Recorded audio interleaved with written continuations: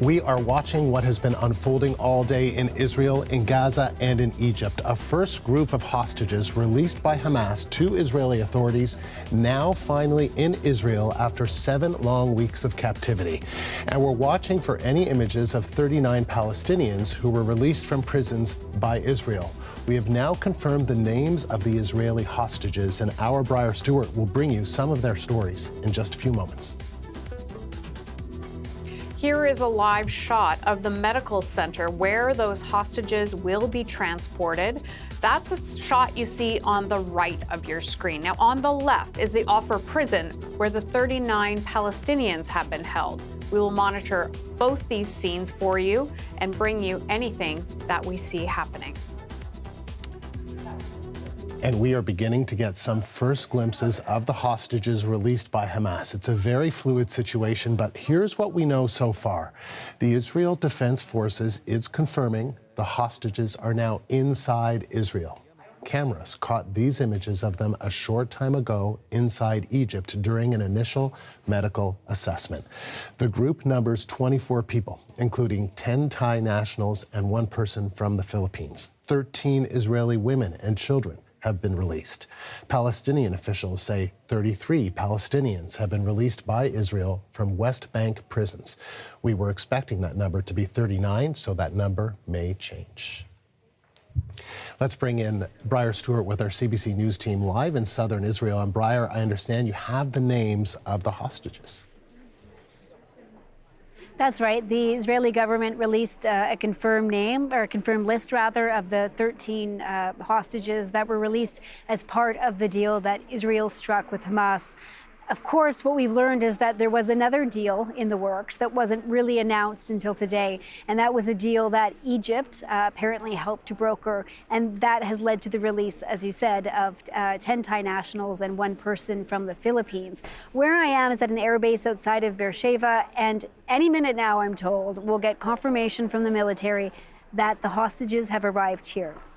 As we saw from some of the images of when they crossed over between Gaza and Egypt at the Rafah crossing, they did get a brief checkup, I guess, in the ambulance. Here, it's going to be a little bit more thorough. I'm told one of the things that they do want to check is their eyes, because they believe that a lot of the hostages, or all of the hostages, were underground in tunnels for quite some time, maybe not maybe not exposed to too much or if any daylight. So but as part of their medical check, they do want to check on their eyes. And the other thing, of course, that we're talking about is this was just day 1 of what is supposed to be at least a 4-day break in fighting and an exchange of 50 hostages for 150 Palestinians who've been held in Israeli prisons. And so day 2 is tomorrow, and so we haven't got confirmation of it yet, but how it's supposed to work is that the Israeli government is supposed to have received a list by now of what hostages are expected to be released tomorrow. And how the families are notified is the government gets in touch with the military officer, because each family has a military officer that's assigned to them, and they're not just in contact with them all the time. I'm told that they're actually physically with them a lot of the time. And so it's this military officer that tells the family, yes, your loved one's on the list, or no, not today. So we don't have confirmation that that has actually taken part, but it should have if the deal went ahead as planned. And so, Briar, we've been showing some images of some of the hostages who have, in fact, been released, and we know their identities. What can you tell us? That's right. A lot of the hostages, if not all of them, I believe, on the Israeli side, are from Nir Oz, which was one of the worst attack kibbutzes back in October. More than 100 people were either killed or taken hostage. We know that on the list there are 4 children, including 9-year-old Ohad Mundar. And I actually spoke with one of his relatives yesterday at the square in Tel Aviv, which has kind of been a gathering place for family and friends of the hostages. And he celebrated his 9th birthday in Gaza as a hostage. And he is now released along with his mother and his grandmother, but his grandfather, who was also taken to Gaza, has not been released. And that's not surprising, because we know that this deal was focused on women and children. And what we can also tell from the list is that I think there are 5 women in their 70s and 80s that have been released. That was also a big priority, to get out people who may be more vulnerable, may have medical conditions. And so that's what we saw today. We know that there are more than 30 children that were taken hostage in Gaza, and we will have to see what happens tomorrow, and whether or not we see the same amount of hostages come out, and whether there are more children. Now, we're still waiting to hear about the identities of the Thai nationals that have been released, as well as the person from the Philippines. There was a report saying that the Thai nationals were men, but we don't know. We do know that there was more than 24 Thai nationals that were taken hostage, and a couple of dozen actually that were killed in the attack. So we are still waiting for more information from the Thai embassy. And so, Briar, at this point, so you're expecting any moment now that these freed hostages are going to arrive at that military base where you are. We don't know. Do we know anything about what kind of medical condition they are in, and then what happens next?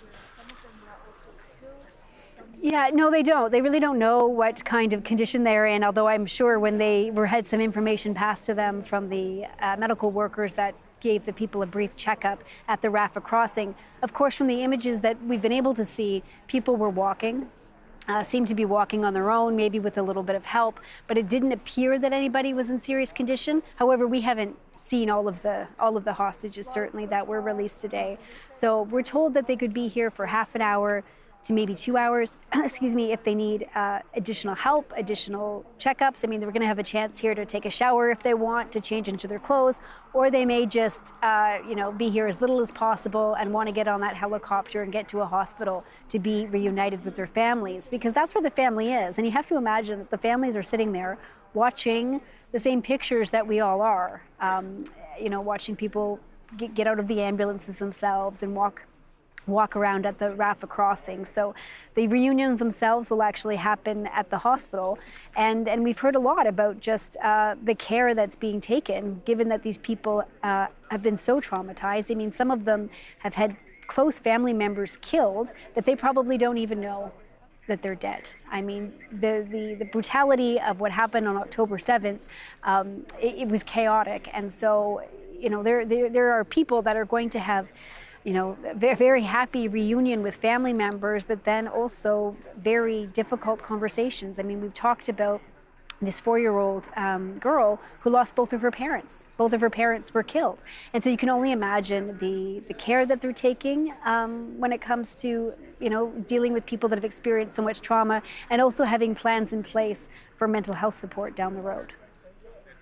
We just want to let our viewers know that we're looking at a variety of different feeds as you're speaking with us. We did see a podium with the Israeli flag, so we may hear from an official. This is also a medical facility in Tel Aviv, in the Tel Aviv area, where we expect some of those released hostages to go next in the hours to come.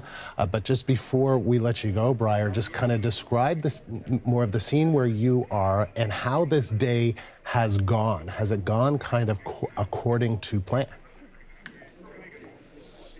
I would say mostly. Where I am, it's mostly media. Probably a few dozen cameras and journalists that are here. We're at a protected military base that we had to have permission to come on here to be able to film and to deliver the news.